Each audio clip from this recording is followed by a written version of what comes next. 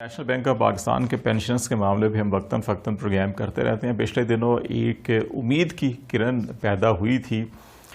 جب اسپیکر کو بھی اسمبلی راجہ پرویز اشرف جو پاکستان پیپلز پارٹی کے پلیٹ فارم سے وزیر اعظم پاکستان بھی رہ چکے ہیں کہ ان کے صاحبزادے سے نیشنل بینک آف پاکستان کے پینشنرز کے جو ایک وفد نے ان کے صاحبزادے کی وساطت سے جو ہے کہ راجہ پرویز اشرف صاحب سے ملاقات کی تھی، اور اس میں جو ایک پینشنری تھے راجہ مقبول صاحب، ان کے صاحبزادے جو ہیں راجہ حسنات، وہ بھی وکیل ہیں اور پیپلز لائز فورم سے ان کا تعلق ہے، اور راجہ پرویز اشرف کے صاحبزادے ہیں راجہ شاہ اشرف، ان کی آپس میں دوستی ہے۔ اس دوستی کی مناسبت سے یہ ملاقات ہوئی جس میں اسپیکر نیشنل اسمبلی کو بڑے ڈیٹیل کے ساتھ جو ہے پینشنرز کا معاملہ بتایا گیا کہ 2010 سے کس طرح سے یہ عدالتوں کے اندر معاملے لٹکے ہوئے ہیں۔ ہائی کورٹ کا سنگل بینچ، پھر ہائی کورٹ کا ڈویژنل بینچ جو ہے کہ پینشنرز کے حق میں فیصلہ دے چکا، پھر 2016-17 میں سپریم کورٹ کے اندر جو ہے کہ یہ فیصلے پینشنرز کے حق میں ہوئے، لیکن پھر اکتوبر 2017 سے ابھی تک جو ہے کہ یہ پینڈنگ میں پڑا ہوا ہے۔ جو نیشنل بینک کی انتظامیہ کی اپیل ہے نظر ثانی کی تو یہ سارے معاملات ان کے سامنے پیش کیے گئے تھے، تو انہوں نے بڑی ہمدردانہ اس پر غور کیا، افسوس کا بھی اظہار کیا کہ پارلیمنٹ کی جانب سے جو پاس کردہ پینشن کے اضافے کی شرح ہے وہ بھی نہیں فراہم کی جا رہی تھی۔ اس پہ سیکرٹری نیشنل اسمبلی کے ذریعے انہوں نے پوری وہ فائل تیار کر کے فینانس منسٹری کو بھی بھیجا اور کہا کہ وزیر خزانہ سے وہ بات کریں گے، پرائم منسٹر سے بات کریں گے، تو ایک اچھی امید کی کرن پیدا ہوئی تھی، لیکن ابھی تک اس کا فالو اپ کے طور کے اوپر کوئی خوشائند خبر سامنے نہیں آ رہی۔ دینی اسنا جو ہے پینشنرز کی جو نمائندہ تنظیمیں ہیں انہوں نے وزیر خزانہ کو 2 بار خطوط لکھ چکے ہیں، مفتاح اسماعیل صاحب کو ایک جو ہے کہ وہ مئی میں لکھا گیا پہلے ہفتے میں، پھر جون کے دوسرے ہفتے میں بھی 13 جون کو لکھا گیا جب بجٹ پیش کیا گیا، اور اس میں جو پینشن میں اضافہ ہے اس کے اوپر بھی افسوس کا اظہار کیا گیا کہ محض 5% اضافہ جو ہے کہ یہ تو جو مہنگائی کی شرح ہے اس کے اندر نہ ہونے کے برابر ہے، بلکہ اس خط میں تو مفتاح اسماعیل صاحب کو پیشکش کی گئی کہ جو نیشنل بینک کا پینشنرز فنڈ ہے اس کے اندر اتنے پیسے موجود ہیں کہ وہ 5% وزیر خزانہ کو بھی دے سکتے ہیں اگر وہ چاہیں تو۔ اس کے علاوہ پینشنرز کے ہی نمائندوں کی جو تنظیمیں ہیں انہوں نے صدر نیشنل بینک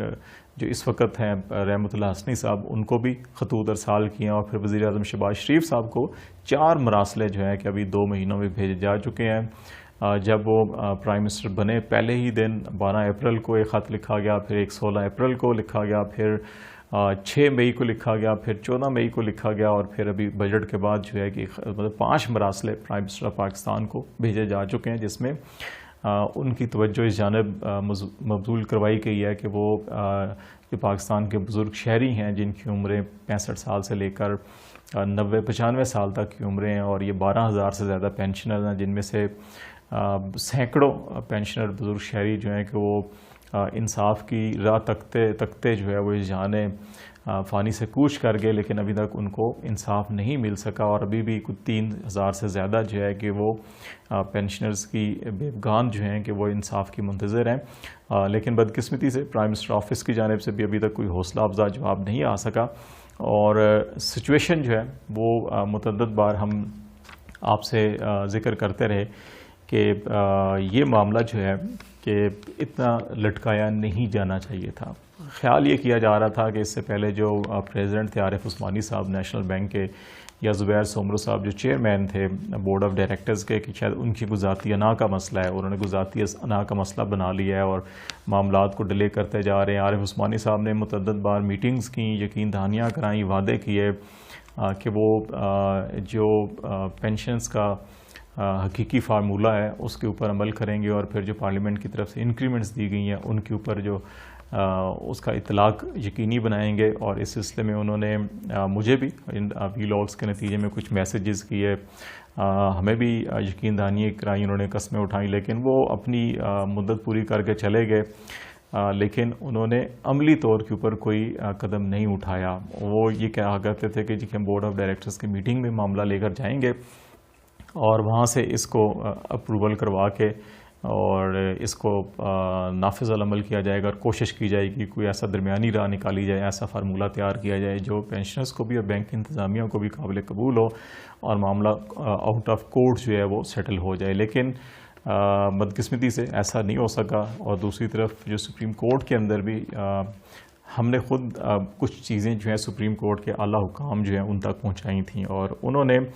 ہمدردانہ غور کی یقین دہانی بھی کرائی تھی. اور اس سلسلے میں ان کا یہ خیال ہے کہ یہ پٹیشنرز بے شمار اس کے اندر پٹیشنر ہیں اور کوئی نہ کوئی پٹیشنر جو ہے کہ وہ اگر تاریخ لگائی جاتی ہے تو وہ آگے کی تاریخ لے لیتا ہے. اور پھر بینک انتظامیہ کی جانب سے بھی جو وکیل مقرر کیے گئے ہیں وہ بیمار اور اس قدر علیل ہیں کہ ویڈیو لنک کے ذریعے بھی نہیں آ سکتے, جس کی وجہ سے معاملات پینڈنگ میں جا رہے ہیں. لیکن بینک انتظامیہ کو بھی اگر انصاف کے تقاضے پورے کرنے ہوتے تو وہ یقینی طور کے اوپر اپنا وکیل جو ہے کہ وہ تبدیل کر سکتے تھے. ان کے پاس نہ فنڈز کی کمی ہے, نہ وکلا کے پینل کی کمی ہے, نہ اپنے کونسلز کی کمی ہے. لیکن جب نیت میں فتور ہو تو پھر اس قسم کے ہیلے بہانے کیے جاتے ہیں. اور یہ بڑے افسوس کی بات ہے کہ صرف ایک نظر ثانی کی جو اپیل ہے وہ اگر تقریباً 5 سال ہونے کو ہے اور وہ اس کے اوپر سماعت نہ ہو, فیصلہ نہ ہو, تو یہ یقینی طور کے اوپر جسٹس ڈیلے جو ہے وہ جسٹس کہا جاتا ہے کہ اگر انصاف میں تاخیر ہو تو وہ انصاف کا انکار ہی ہوتا ہے, انصاف کا قتل ہوتا ہے. تو عدلیہ کو بھی چاہیے کہ وہ ان معاملات کے اوپر بینک انتظامیہ کے اوپر دباؤ ڈالیں کہ اگر آپ کا وکیل اس قدر علیل ہے کہ وہ ویڈیو لنک کے ذریعے بھی پیش نہیں ہو سکتا اور معاملہ جو ہے 5 سال سے لٹکا ہوا ہے تو پھر اپنا وکیل بدلا جائے, ورنہ بینک انتظامیہ کو جرمانے بھی کیے جا سکتے ہیں. ریسنٹلی بہت سی عدالتوں نے اس قسم کے معاملات میں لوگوں کو جرمانے بھی کیے. تو یہ میرا خیال ہے کہ اس سلسلے میں پرائم منسٹر بھی اپنے آپ کو پہلے خادم اعلیٰ کہا کرتے تھے, وزیر اعلیٰ پنجاب تھے, اب خادم پاکستان کہتے ہیں. تو اگر خادم پاکستان ہے تو یہ پاکستان کے بزرگ شہریوں کا معاملہ ہے, یہ پاکستان کے بزرگوں کا معاملہ ہے. اور وہ جن کو قانون اور آئین کے اندر تمام تر جو ہے ترجیحات اور وہ سہولیات فراہم کی گئی ہیں بزرگ شہری ہونے کے ناطے, تو اگر انصاف کی فراہمی میں بھی یہی ترجیحات فراہم کی جائیں ان بزرگ شہریوں کو اور مفتاح اسماعیل صاحب کو اور گورنر اسٹیٹ بینک صاحب اور جو نیشنل بینک کے پریزیڈنٹ ہیں ان کو یہ کہا جائے کہ یہ اس کو سپیڈی اپنی نظر ثانی کی درخواست یا تو واپس لے لیں. اگر معاملات حکومت خود دیکھے وزارت خزانہ کہ یہ کہ اگر یہ قابل عمل ہے تو اس کو فوری طور کے اوپر جو نظر ثانی کی اپیل دائر کی گئی ہے وہ واپس لے لی جائے اور معاملے کو بینک کے اندر سیٹلمنٹ کیا جائے, یا پھر کورٹ کو کہا جائے کہ اس کو امیجیٹلی ارلی ہیئرنگ کی جائے اور اس کو جلد سے جلد نپٹایا جائے. اس کیس کے اندر جو پینشنز کا موقف ہے وہ یہ کہنا ہے کہ پینشنز کا جو اپنا فنڈ ہے, جو اپنا اکاؤنٹ ہے, اس سے یہ دی جاتی ہے پینشن اور اس میں تو بینک کے اوپر بوجھ بھی نہیں ہوگا. تو میرے خیال ایسے معاملات کے اندر حکومت کو بھی بینک انتظامیہ کو بھی فراغ دلی کا مظاہرہ کرنا چاہیے. اگر کسی کی انا کو ٹھیس پہنچی تھی ماضی میں اور وہ اگر یہاں سے چلے گئے ہیں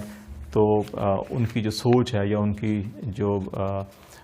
باقیات ہیں ان کو بھی ختم ہونا چاہیے اور اس سوچ کو بدلنا چاہیے اور انصاف کی راہ پہ روڑے اٹکانے کی بجائے ان شہریوں, ان بزرگ شہریوں کو جنہوں نے اپنی جوانیاں بینک کے لیے گزاری, ان کو ان کا حق دینے میں کوئی تاخیر نہیں کرنی چاہیے. اور معاملہ اگر عدالت پہ ہی رکھنا ہے تو پھر وہاں پہ ارلی ہیئرنگ کروا لیں, اس سے فیصلہ کروا لیں, جو عدالت فیصلہ کرتی ہے اس پر عمل کیا جائے. لیکن اس کو جلد سے جلد نپٹایا جائے تو یہ یقینی طور کے اوپر ان ہزاروں بزرگوں اور ان کے خاندان اور ان کی بیوہ جو خواتین ہیں ان کے اوپر ان کی بہت بڑا احسان ہوگا اور وہ ایک ڈپریشن اور مختلف بیماریوں کا جو شکار ہیں ایٹ لیسٹ اپنی زندگی کا آخری حصہ جو ہے کہ آرام دہ گزار سکیں گے. اور ایسے حالات میں تو لوگ دعائیں لیتے ہیں ان بزرگوں کی, لیکن افسوس کی بات ہے کہ وزارت خزانہ, نیشنل بینک یا ہماری عدلیہ جو ہے کہ وہ اس چیز کو نظر انداز کر رہی ہے. میرا خیال ہے کہ اس کو انسانی ہمدردی کی بنیاد کے اوپر ترجیحی بنیاد پر دیکھا جائے تو اس سے ان کے تمام مسائل جلد سے جلد حل کیے جائیں.